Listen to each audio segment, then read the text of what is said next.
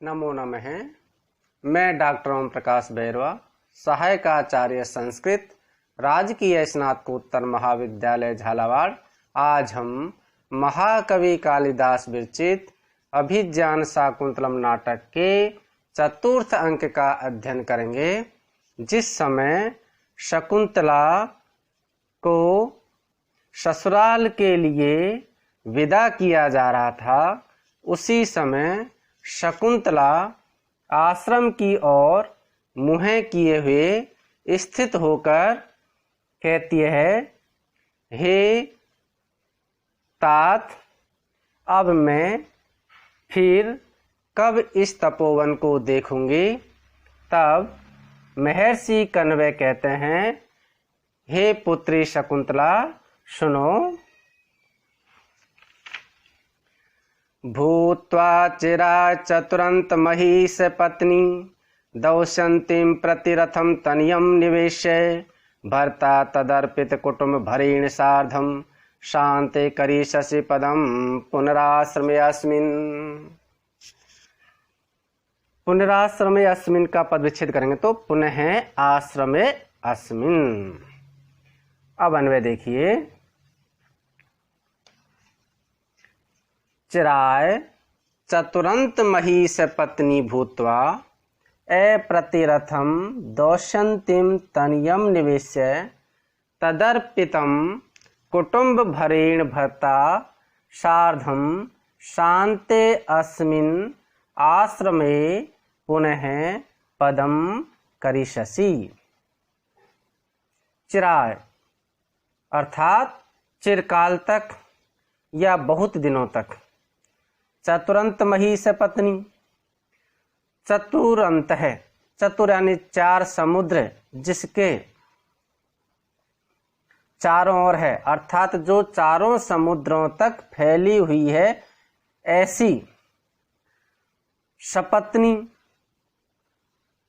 पत्नी की तरह, अर्थात जो पृथ्वी है उसकी सपत्नी होकर के।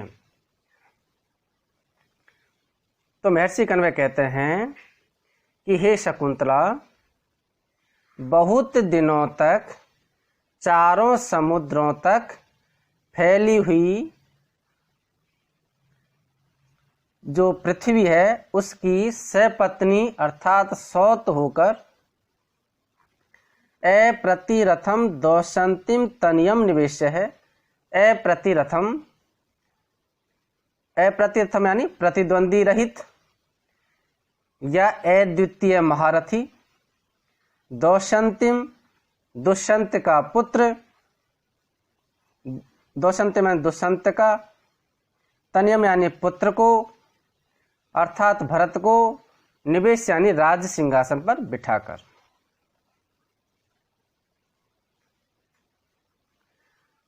तो अद्वितीय महारथी दुष्यंत पुत्र को राजगद्दी पर बिठाकर तदर्पितम कुटुंब भरेण भर्तः सार्धम, तदर्पितम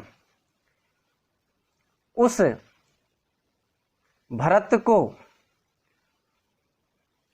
अर्पित करके जो भी कुटुंब भरेण है, कुटुंब का जो भरेण यानी भार है, परिवार का जो भार है, दायित्व है, उसको अपने पुत्र भरत को समर्पित करके भर्ता सार्धम, भर्ता यानी जो स्वामी है अर्थात जो राजा दुष्यंत है उसके सार्धम यानी साथ, शांते अस्मिन, ये जो अस्मिन यानी इस, शांत यानी जो शांत, आश्रम यानी आश्रम है, इस शांत आश्रम में पुनः दोबारा पदम करिष्यसि। पदम यानी आओगी या निवास करोगी, निवास को करिष्यसि यानी बनाओगी या करोगी, निवास स्थान बनाओगी। तो इस प्रकार से महर्षि कण्व कहते हैं कि अपने पुत्र भरत को परिवार का भार सौंप करके अपने पति दुष्यंत के साथ इस शांत आश्रम में आकर के पुनः निवास बनाओगी, अर्थात यहाँ पर अपने पति के साथ आकर के निवास करोगी।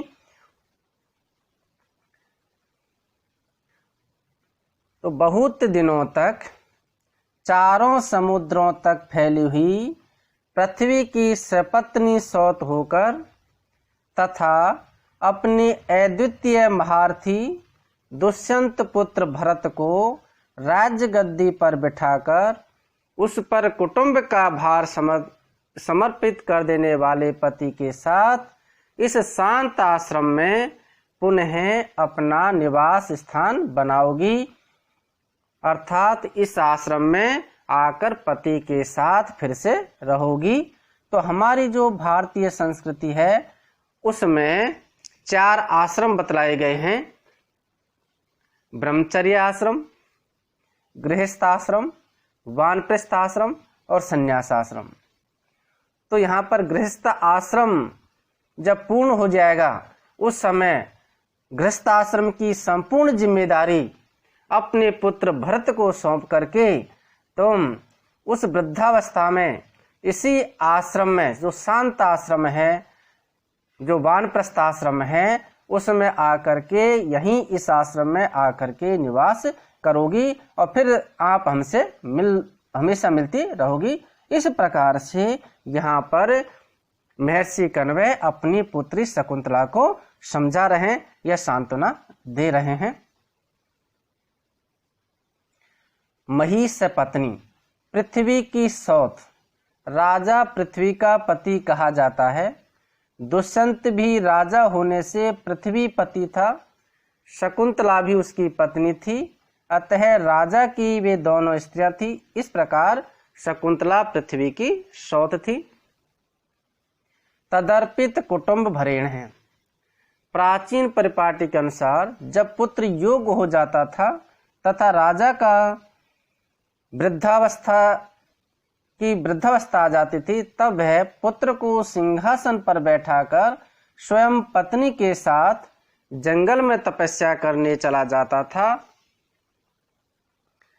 भर्ता सह युक्ते अप्रधाने सूत्र से अप्रधान में तृतीया होने से दुष्यंत पति की गौणता कही गई है। इस पद्य में सर्वप्रथम पृथ्वी पर सपत्नी का आरोप किया गया है, पुनः उस पर पुत्री की प्रतिष्ठा की गई है तथा पुनः उस पुत्र पर संपूर्ण कुटुंब के भरण पोषण का भार रखा गया है। इस प्रकार यहाँ पर माला दीपक अलंकार है। इस पद्य में वसंत तिल का छंद है। अप्रतिरथम न विद्यते प्रतिरथ है, यस्य तम बहुब्रीहि समास है।